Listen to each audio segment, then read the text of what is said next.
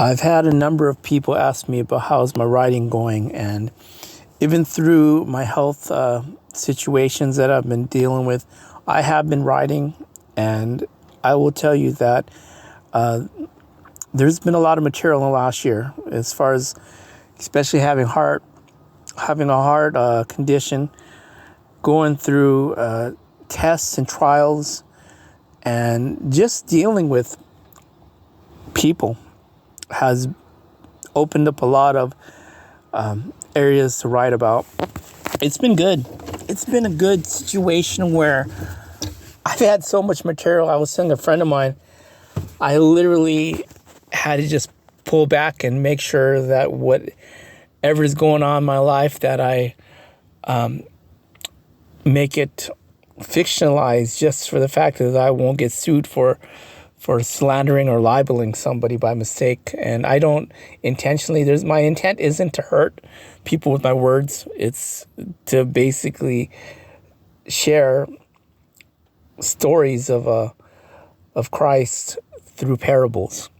That's probably the easiest way when I write. I've had a number of people tell me, why don't you just write straight up factual autobiography stuff? And I can't do that. There's literally people that have confided in me stories and situations about their personal business that they don't want to get let out there. And my whole thing isn't to use the tools of writing and storytelling to hurt anybody, defame anybody, or put anybody in a bad reputation or bad light. I've told several friends of mine, you know what, Jesus, he spoke in parables, and one of the things that I aspire to do is to share the parables through the written word, through the audio word. Another thing that happened in the last 8-9 months, besides my heart failure, besides my heart attack, was my books got demonetized.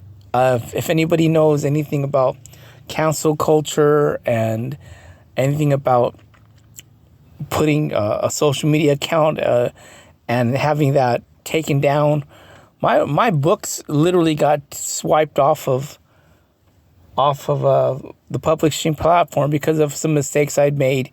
One of the things is, you're only supposed to when it comes to certain publishing editors, and companies, they only want you to have one account. And because I was helping somebody with their book of poetry 3 years ago, it caught up with me, not realizing in the fine print of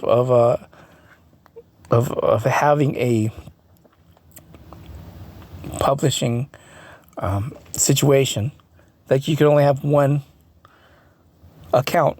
And I would try to do two things: have a personal account for my own books, and have another one for other writing that I would help edit. And that's another reason why people want me to help edit their books and help them publish their books. I've kind of put that on a hold because, I got in trouble. I literally had 5 of my books got demonetized and got taken offline because of that. So as it stands now, really the only place you can find my older writing from a year and a half ago is through my personal blog, and I could send that link to you. It's in the link tree that I have. Another thing that I want to stress is the fact is that if I ever accidentally write about somebody and it comes out years later, hey, I told you that story in secret, and why did you blab it all to the world? It wasn't my intention. I've looked through a lot of my writing in the last, pretty much in the last year that I've been working on. I've been going through the notes, and I don't think I've done that with any future stories. Yeah, like I said, there's about 3 stories that I have on the plate right now. People have been asking, when's your next book going to come out? When's it going to come out? Well, if anybody's heard of Mark Twain, his real name was Samuel Clemens. He wrote a couple American novels back in the mid 1800s. Huckleberry Finn, Tom Sawyer, and et cetera, et cetera. One thing Mark Twain used to say is that let the tank fill up. You literally need to have those creative juices going and flowing, and don't rush it. Don't rush it when it comes to writing. Don't rush it when it comes to telling a story, because like I said, I'll quote numerous quotes from different people, and there was a quote by a writer that one time said there's only two stories in the world. There's a story of good versus evil, and there's a story of love, a love story. And every story is a variation of that. Every movie is a variation of that. Yeah, this situation in the last year and a half, pretty much the last year with my heart condition, with the heart condition I was going through, it gave me a lot of time to reflect, and a lot of time to just journal and write and just come to peace with the talents that God has blessed me with, and not to abuse those talents, not to glorify myself, not to glorify my culture, not to glorify anything except for God. And what happens is the fact is that there's a thing of beauty when you come to that humbleness. There's a thing of something. There's grace that's involved, and there's this. It's like God. It's just thinking, God, you're so good. You know, you've allowed me to live another day to honor you with my words, with these words, with the writing. And like I said, Jesus was the best storyteller ever. And all we could do is just emulate him and reflect his glory. When it boils down to it, there's going to be a legacy. It's going to be a legacy of vanity, of worthlessness, a legacy of trying to puff up your name, your kingdom, or God's kingdom. And in this time, in this year and a half, there's been a number of stories I've been working on. I've been writing and pre-writing. And I'll be honest, I've used AI to help with a lot of writer's block. And where the areas where AI isn't really that helpful, I'll tweak it and I'll change it up. And it'll turn into something that's passable, and then I'll rewrite. Because the thing is, somebody said it before, writing is rewriting. Writing a story, you got to, whenever you tell a story, there has to be truth involved. Because people could, if they can't see it, they could feel it in the story. And a lot of times I'll watch movies, I'll scan through the different streaming services, like, all the Netflix and the whatchamacallits, the Disney Plus, and all the other streaming services we have out there, and the free ones.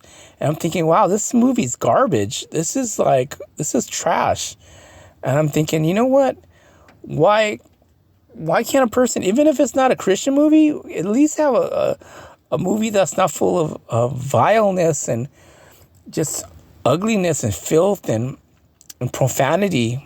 I mean, I've seen my share of R-rated movies, but for some reason, there's some movies that if they dropped the cursing out of them, that would be good movies.